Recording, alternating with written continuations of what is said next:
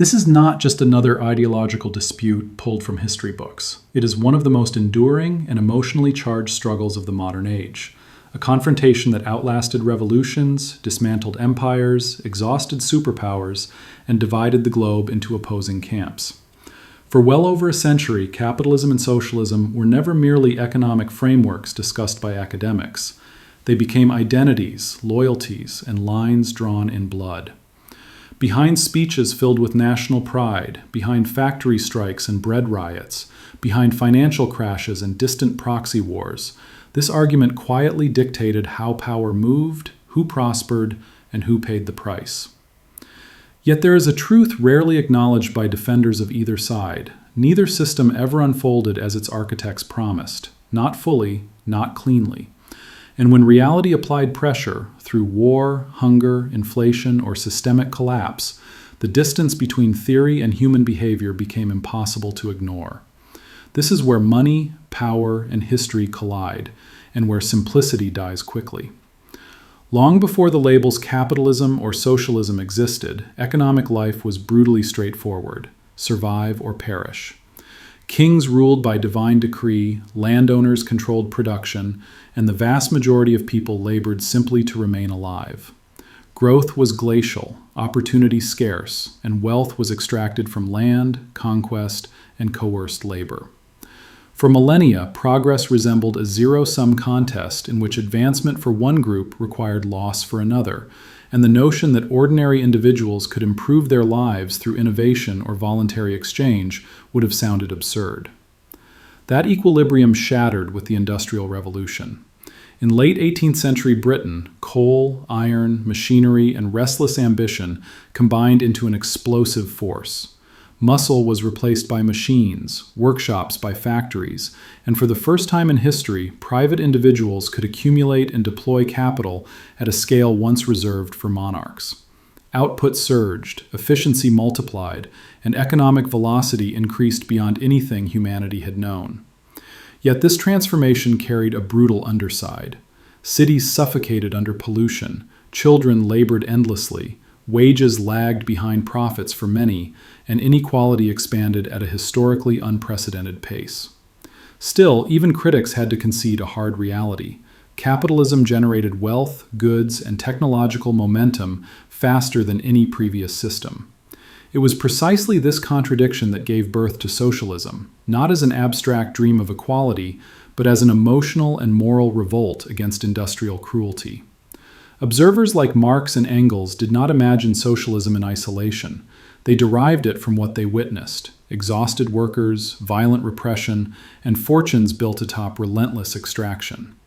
To them, profit was not reward but appropriation, and markets were not neutral mechanisms but instruments of domination. Their solution was collective ownership, shared surplus, and production organized around human need rather than private gain, promising stability, dignity, and liberation from cyclical crises. On paper, it appeared coherent, humane, and inevitable, especially to those crushed by the early capitalist machine. But ideas are patient. Reality is not. When socialism was first imposed at national scale, it emerged not in prosperity, but catastrophe. Post-revolutionary Russia inherited devastation, economic ruin, mass illiteracy, and institutional collapse. With the old order destroyed and millions to govern, the new regime replaced markets with centralized command, state ownership, administered prices, production quotas, and the elimination of private enterprise. The assumption was that rational planning could outperform chaotic markets. Instead, the absence of price signals blinded planners, removed incentives, and smothered innovation. Factories produced to satisfy targets rather than needs. Agriculture deteriorated into famine, and scarcity became systemic. Even Lenin retreated temporarily, allowing limited market activity to prevent total collapse.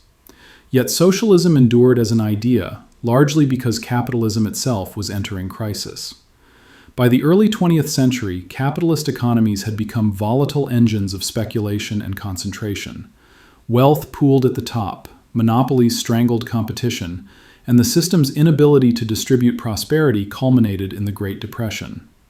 The crash of 1929 exposed capitalism's fragility with devastating clarity. Banks failed, unemployment soared, and entire societies faced economic paralysis. To many observers, capitalism appeared not merely flawed, but unsustainable. By the 1930s, the illusion had shattered. Socialism delivered equality in theory, but scarcity in practice, while capitalism delivered growth in theory, but collapse in reality. Then, global war forced both systems into a brutal stress test. World War II demanded total mobilization.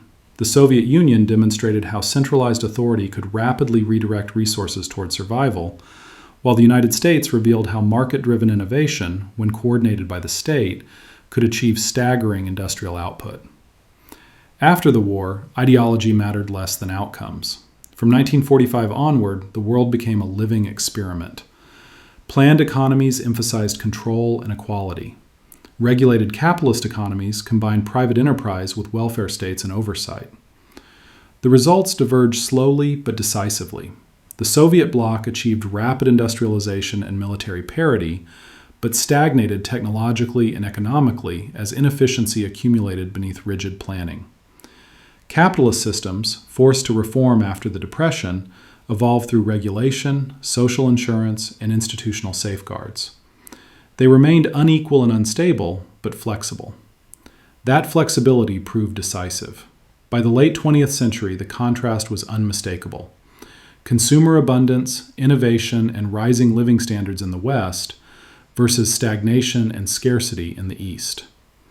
The Cold War ended not through conquest, but exhaustion. Central planning collapsed under its own weight, producing new elites while promising equality and failing to deliver even basic goods. Yet capitalism's triumph was incomplete.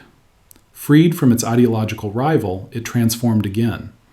Financialization accelerated, global supply chains expanded, debt replaced wages, and inequality surged to levels unseen since the 19th century.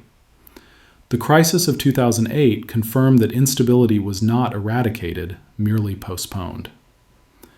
At the same time, socialist ideas resurfaced in diluted form, driven by younger generations facing unaffordable housing, insecure employment, and eroding social mobility. The debate returned, but stripped of absolutes. Few now advocate pure systems. Modern economies reveal the truth history imposed. All functional systems are hybrids. Scandinavia blends markets with redistribution. The United States blends innovation with inequality. China blends authoritarian control with market incentives. Each faces familiar tensions: debt, demographics, productivity limits. The lesson is not ideological failure, but human reality. Economic systems do not overwrite human behavior, they channel it. Greed, ambition, fear, creativity, and power-seeking persist regardless of structure. Markets concentrate power through wealth. Planned systems concentrate it through politics. The central question has never been which ideology is morally superior, but which arrangements best constrain power, correct errors, and adapt to changing conditions. History consistently favors systems that evolve. Capitalism survived by mutating. Socialism survived only where it compromised. The future will demand the same pragmatism. Artificial intelligence, climate instability, aging populations, and global debt will punish rigidity and reward balance. No economy thrives without incentives, no society endures without safeguards, and no system survives unchecked concentration of power, whether corporate or bureaucratic. History never crowned a single doctrine. It merely spared whatever delayed collapse. And every generation inherits the same task: renegotiating where power sits, how wealth moves, and who pays when systems fail. Because power never disappears, it only migrates.